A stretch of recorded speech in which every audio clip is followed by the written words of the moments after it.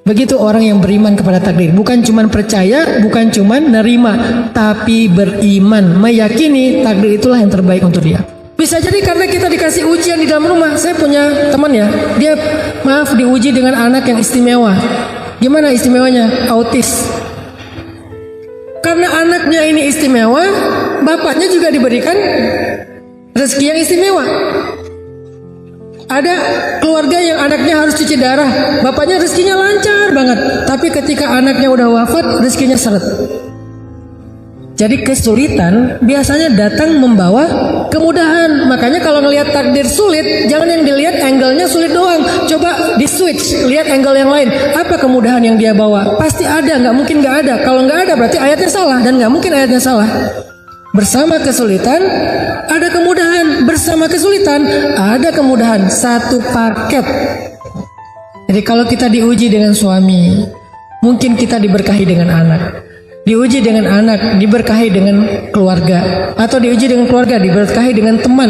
Diuji dengan teman, diberkahi dengan sahabat yang lain, dan seterusnya. Gak pernah sendiri, pasti berdua dengan kemudahan. Itu satu paket. Makanya beriman kepada qadha dan qadar, syarrihi wa khairihi, yang buruk menurut kita ataupun yang baik. Karena dua-duanya, kalau yang baik ya berarti baik, kalau yang buruk minimal membawa kebaikan. Makanya saya sering bilang quote-nya gini, kalau pasangan kita bukanlah kebaikan dalam hidup kita, menurut kita nggak ada kebaikannya, maka sesungguhnya kebaikan hidup kita datang lewat dia. Yakinlah itu.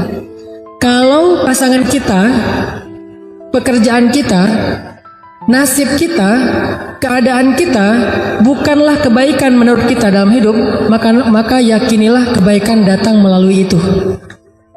Mungkin suami kita bukan kebaikan, Ustadz. Udah saya pikir-pikir tentang suami saya, nggak ada kebaikannya. Kayaknya nggak mungkin sih. Tapi kalaupun ya kayak gitu, walaupun nggak mungkin ya, kecuali suami kita Firaun kali ya. Kalau suami kita Firaun, oke, nggak ada kebaikannya. Siapa yang kayak gitu? Ya Asia, istri Firaun.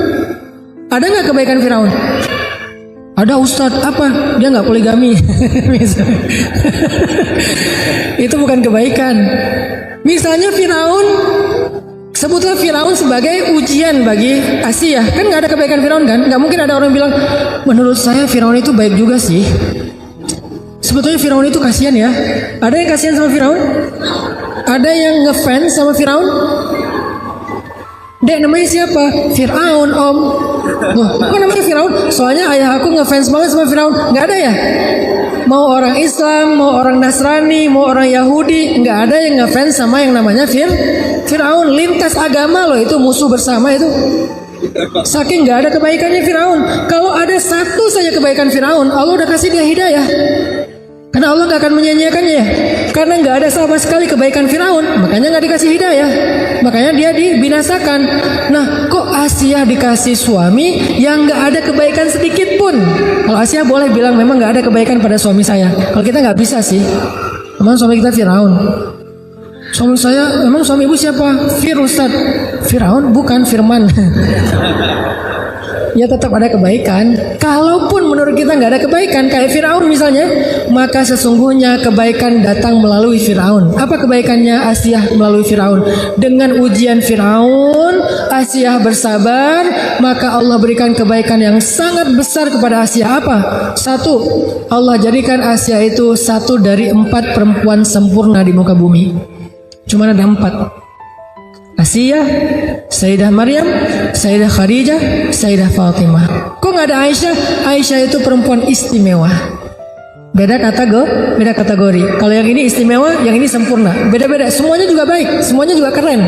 Cuman beda istilah.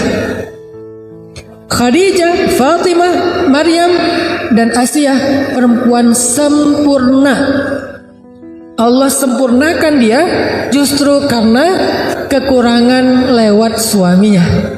Satu. Kedua, apalagi kebaikan Asia yang sangat besar justru datang bersama kesulitan Firaun. Allah jaminkan Asia masuk surga. Bahkan Asia sudah bisa melihat surganya dibuka hijab ketika Asia masih di bumi. Masih di bumi bisa ngelihat surga, sehingga wafatnya walaupun tersiksa dalam keadaan tersenyum. Kenapa kok malah tersiksa tapi tersenyum? Karena melihat surganya, mencium aroma surga, merasakan indahnya angin surga, melihat pemandangan surga yang akan ditempati, sehingga rasa siksaannya Asia itu nggak kerasa, ketutup sama indahnya nikmatnya surga. Itu namanya fa inna ma'al usri yusra, inna ma'al usri yusra. Itu poin kedua tentang takdir. Poin pertama, pentingnya belajar takdir ternyata untuk healing. Poin kedua, gimana cara kita ngelihat takdir? Lihatlah takdir dengan iman, dengan husnuzzon billah, berbaik sangka kepada Allah. Nggak boleh kita ngelihat takdir seperti kacamata qadariyah, bahwa semuanya kita yang tentukan, atau kacamata jabariyah, bahwa semuanya udah diatur, kita mah nggak ada peran apa-apa, jadi nggak usah ngapa-ngapain. Tapi kita melihat takdir dengan iman dan husnuzan, yakin bahwa ini yang terbaik. Mau yang kita anggap buruk, apalagi yang kita anggap baik, itulah yang terbaik. Kalau yang kita anggap baik, ini udah paling terbaik, nggak ada yang lebih baik lagi dari ini untuk kita. Kalau yang kita anggap buruk, bersama dia ada kebaikan, atau di dalamnya ada kebaikan, kita aja yang menganggapnya buruk. Pakai surat Al-Baqarah, wa asa an takrahu syai'an huwa khairul lakum. Pakai surat An-Nisa, wa asa an takrahu syai'an wa yaj'allahu fihi khairan katsira. Pakai surat Al-Insyirah, fa inna ma'al usri yusra, inna ma'al usri yusra. Ini poin kedua cara kita memandang takdir. Baru poin yang ketiga, apakah takdir bisa berubah? Coba teman-teman sekalian buka firman Allah di dalam surat Ar-Ra'd ayat 39. Ada berita gembira buat kita di dalam ayat ini.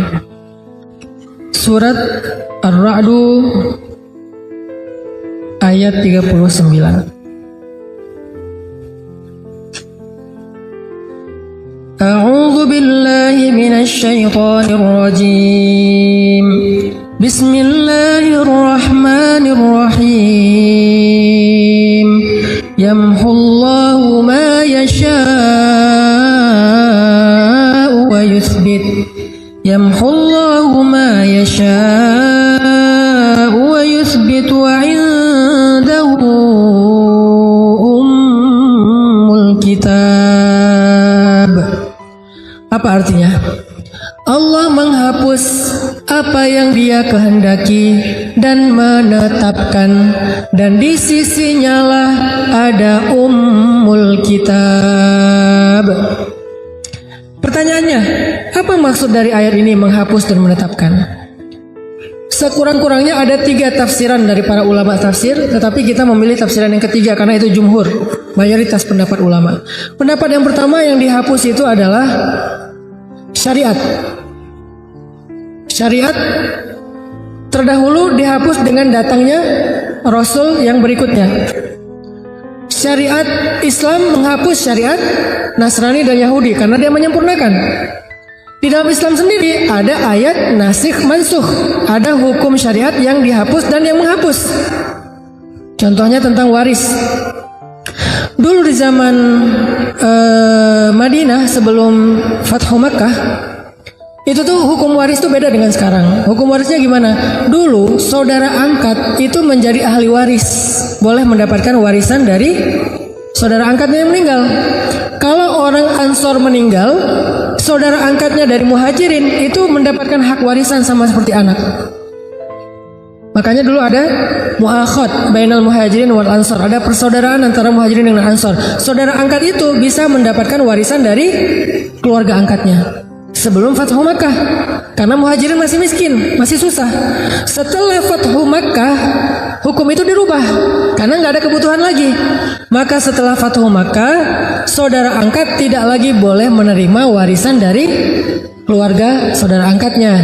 Dia boleh menerima hibah dan seterusnya. Tapi kalau warisan nggak bisa, hanya anak biologisnya, dan itu sesuai dengan pernikahan. Kalau biologis tapi tidak pernikahan juga nggak dapat. Nah, ini artinya menghapus. Ini tafsiran pertama ya. Banyak contoh-contoh yang lain. Yang kedua, yang menghapus di sini apa? Dosa. Dengan taubat Allah menghapus dosa. Jika Allah berkehendak Allah mengampuni, jika Allah berkehendak Allah mengazab. Itu yang pendapat kedua. Jadi kalau kita bertobat dosa kita dihapuskan. Kalau kita zikir dosa kita dihapuskan. Kalau kita sholat dosa kita dihapuskan. Orang yang sholat 5 waktu sehari itu kayak orang yang mandi di sungai sehingga nggak ada lagi kotoran di tubuhnya, dihapuskan. Itu tafsiran yang kedua. Tapi tafsiran yang paling banyak ulama tafsir yang dihapus di sini adalah takdir. Pertanyaannya takdir yang gimana yang dihapus? Kok ada kata-kata umul kitab? Bukankah ada hadis rufi'atil aqlam wa juffatis suhuf? Pena sudah diangkat sementara kertas sudah kering. Terus juga ada hadis Nabi Bukhari Muslim bahwa manusia dalam kandungan ibunya setelah 40 hari dibentuk menjadi segumpal darah, kemudian segumpal daging, kemudian dibentuk rupa, lalu ditiupkan ruh, lalu datanglah malaikat untuk mencatat ajalnya, rezekinya, bahagianya, sengsaranya, kan udah dicatat semua. Terus yang dihapus yang mana? Jadi teman-teman, yang dihapus itu adalah kata para ulama tafsir keadaannya, bukan kejadiannya. Contoh, kita matinya kapan? Itu udah takdir tercatat di Lauhul Mahfuz. Nama lain dari Lauhul Mahfuz itu adalah Ummul Kitab. Sebelum kita diciptakan itu udah ditulis di Lauhul Mahfuz. Ketika kita diciptakan ditulis ulang lagi oleh malaikat. Jadi 2 kali kita dicatat. Dicatat yang pertama di Lauhul Mahfuz, namanya Ummul Kitab, wa indahu Ummul Kitab, di sisi Allah, nggak ada yang tahu, malaikat juga nggak tahu. Kemudian Allah suruh malaikat untuk menulis ulang ketika di dalam rahim ibu, baru malaikat tahu. Udah dicatat tuh, kapan ajal kita, mati kita kapan, di mana. Tapi keadaannya Allah yamhu wa yuthbit. Allah berkehendak untuk menghapus dan menetapkan, tapi semuanya ada dalam ilmu Allah, disebut dengan qada. Qada itu artinya ilmu, pengetahuan Allah. Bukankah Allah punya sifat ilmun, kudrat, iradat ya? Sedangkan takdir kan ada qada, ada qadar. Qada itu ilmu Allah, qadar itu kejadiannya. Kejadiannya tidak berubah. Kita akan mati pada tanggal itu. Tetapi keadaannya bisa husnul khotimah, bisa su'ul khotimah. Sehingga muncullah doa dari Umar bin Khattab dan Abdullah ibnu Mas'ud tentang takdir. Dan kedua sahabat ini ulamanya sahabat, bukan sahabat biasa, ulamanya sahabat. Jadi sahabat itu ada 7 ulama mereka, kibarus sahabah atau kibarul ulama indas sahabah, 7 ulama besarnya sahabat. 2 di antara 7 itu Umar dan Abdullah ibnu Mas'ud. Kedua orang ulamanya sahabat ini pernah berdoa gini, Allahumma in kunta katabtani min ahlil syaqiyah famhini waktubni min ahlis sa'adah fa innaka tamhu ma tasha wa tuthbit wa indaka ummul kitab. Ya Allah, seandainya engkau mencatat aku termasuk orang yang sengsara, yang celaka, yang gak bahagia, hapuslah catatanku dan gantilah aku menjadi orang yang bahagia.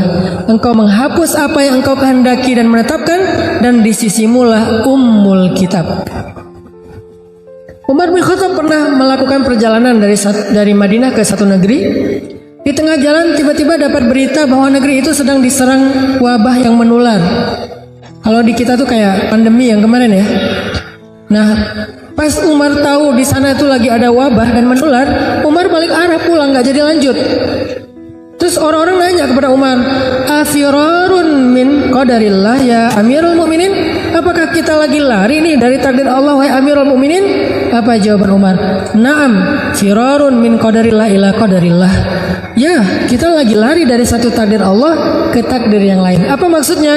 Kita lari berharap mendapatkan takdir yang baik, menghindar takdir yang buruk. Takdir yang maksud di sini apa? Keadaannya.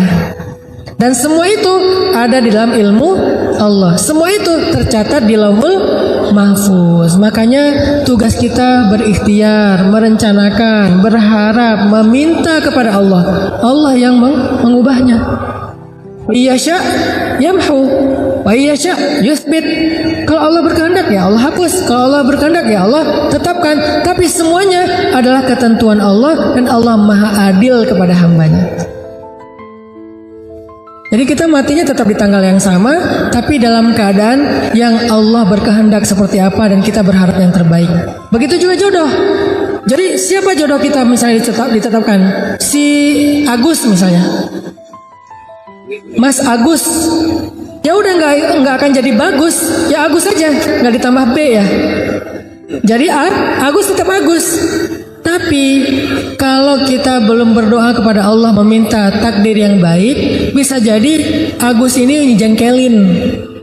Bisa jadi kita dengan Agus ini gak happy, ribut terus, panas terus keadaannya, gak ada rasa, dingin.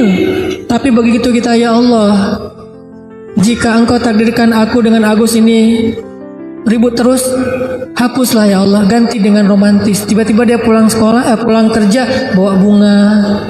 Tiba-tiba dia nelfon, kamu udah makan belum? Lo kan hari ini puasa. Oh ya maaf. Tiba-tiba dia meluk kita, sayang sama kita, kata-katanya romantis. Tiba-tiba kita muncul rasa yang sangat besar kepada dia. Itu takdir Allah. Dan kita minta kepada Allah yang terbaik. Orangnya nggak berubah, tapi keadaannya berubah. Anaknya nggak berubah, tapi kesolehannya berubah. Pekerjaannya nggak berubah, tapi keberkahan rezekinya berubah. Dan kita meyakini semua itu adalah yang terbaik di sisi Allah. Ada cerita, Nabi pernah cerita gini.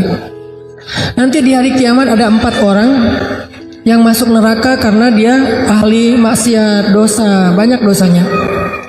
Setelah lama di neraka, keempat orang ini dikeluarkan dari api neraka, dihisap ulang. Apakah dosanya udah habis atau masih sisa? Ketika dihisap, ternyata dosanya masih banyak. Saking banyaknya dosa, udah diazab masih banyak dosanya. Lalu kata Allah kepada malaikat, masukkan mereka lagi ke dalam neraka. Ketika mereka mau dibawa ke neraka, salah satu dari 4 orang ini menoleh dan mengatakan, "Ay Rabbi, ya Allah, ma zanantu annaka satu'iduni ilan nar." Ya Allah, saya nggak pernah berpikir ya, saya nggak pernah berpikir Engkau akan memasukkan saya lagi ke api neraka. Justru saya berpikir Engkau akan memasukkan saya ke surga, ya Allah. Saya pikir Engkau sudah mengampuni dosa saya, ya Allah. Saya nggak pernah berpikir Engkau akan memasukkan saya lagi ke dalam neraka. Dia husnuzon kepada Allah. Dia husnuzon kepada Allah. Kemudian Allah berfirman kepada para malaikat, "Wahai malaikat, benarlah hambaku dengan prasangkanya, maka dengan rahmatku masukkanlah dia beserta 3 temannya ke dalam surga." Bayangin, orang yang takdirnya masuk neraka, Allah rubah jadi masuk surga hanya dengan berbaik sangka kepada Allah. Itu dahsyatnya berbaik sangka kepada Allah. Sehingga seneraka apa sih hidup kita? Coba, seneraka apa hidup kita? Sama nggak dengan neraka? Ya nggak jauh. Jadi kalau neraka aja bisa berubah menjadi surga, apalagi hidup kita yang nggak neraka-neraka banget sih. Walaupun kita bilang hidup saya neraka banget, Ustaz, enggak, jauh dari neraka. Kita aja nggak tahu gimana azab api neraka ya. Hidup kita tuh nggak neraka sama sekali, walaupun nggak surga-surga banget juga sih. Hidup kita tuh nggak neraka-neraka banget. Jadi ngapain kita berputus asa seolah-olah nggak bisa bahagia? Orang yang dari neraka aja Allah takdirkan masuk surga dengan berbaik sangka kepada Allah. Sama kayak cerita Nabi tentang umat Nabi Musa. Nabi Musa pernah nanya ke Allah, kan Nabi Musa itu kalim ya, bisa bicara dengan Allah. Rabbi, kata Nabi Musa, siapa umatku yang paling rendah derajatnya, yang paling telat masuk surganya? Kata Allah, umatmu yang paling rendah derajatnya itu tuh laki-laki buta yang paling telat masuk ke tempat ibadah.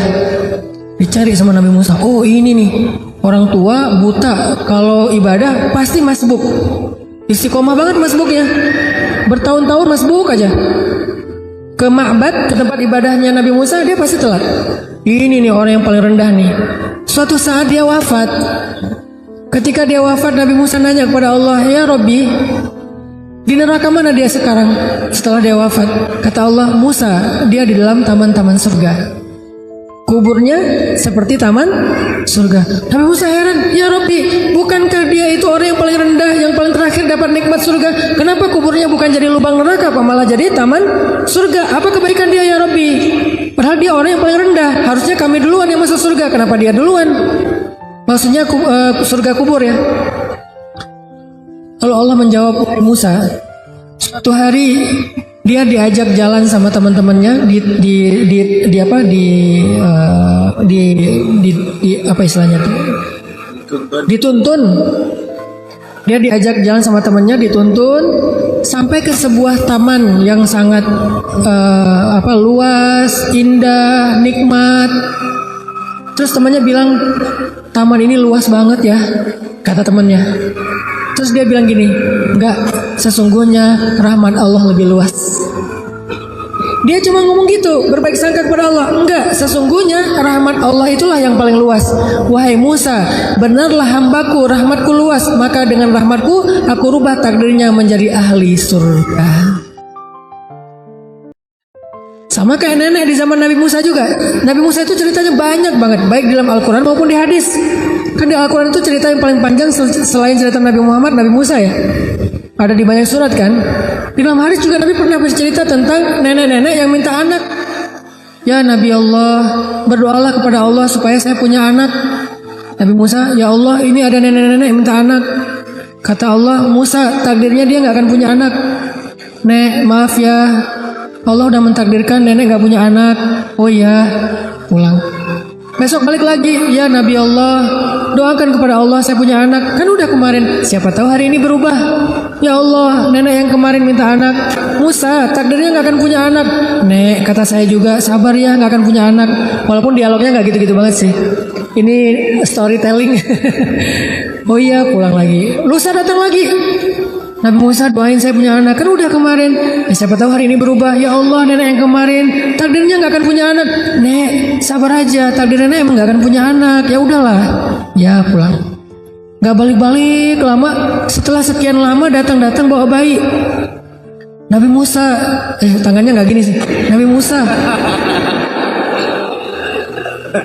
nenek yang dulu, iya, ini siapa? Ini anak saya. Anak saya gimana maksudnya? Ya anak biologis saya. Nenek ini pakai bahasa biologis, ilmiah banget. Ini anak saya, ini anak kandung saya kalau bahasa orang dulu ya. Gimana ceritanya nenek bisa punya anak? Ya tanya aja ke Allah. Ya Allah, gimana cerita si nenek bisa punya anak? Allah bilang, setiap kali dia datang kepadaku berharap punya anak, aku jawab takdirnya gak akan punya anak. Dia pulang dengan mengatakan, Ya Rahim, Ya Rahim, irhamni. Ya Rahim, irhamni.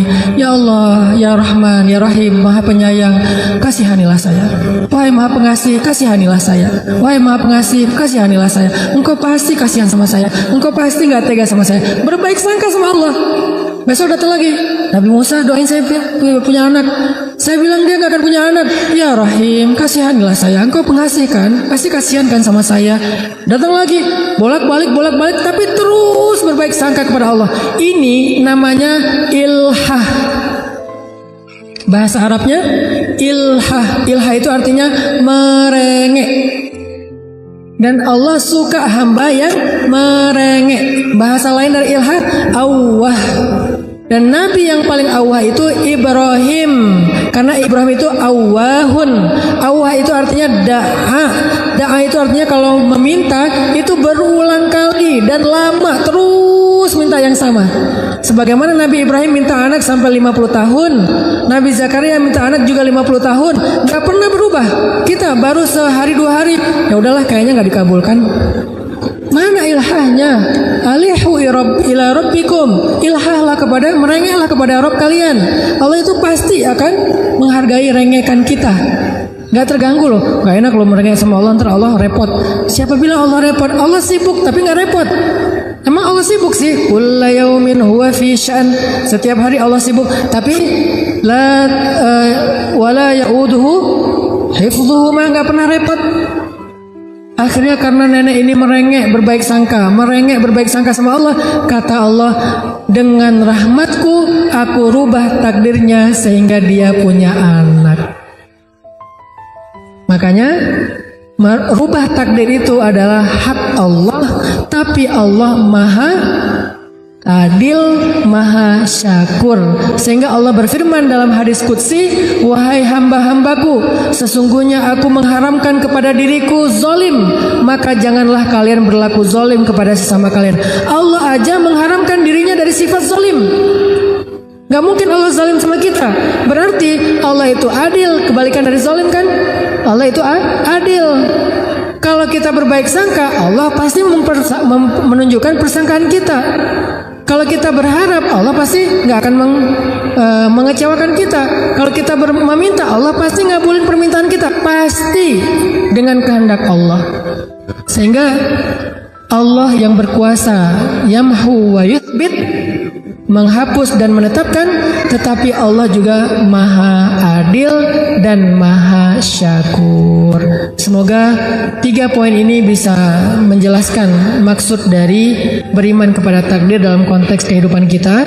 Sekarang apapun masalah kita, coba lihat itu dari angle iman kepada takdir. Bukan cuma percaya, bukan cuma nerima, tapi meyakini itu yang terbaik. Tapi kata kuncinya, kita mengusahakan, kita merencanakan, kita mengikhtiarkan, Allah yang menentukan. Dan Allah pasti menentukan yang terbaik untuk kita. Kalau kita anggap itu buruk, maka bisa jadi di dalamnya ada kebaikan, atau keburukan itu membawa kebaikan. Barakallahu fikum.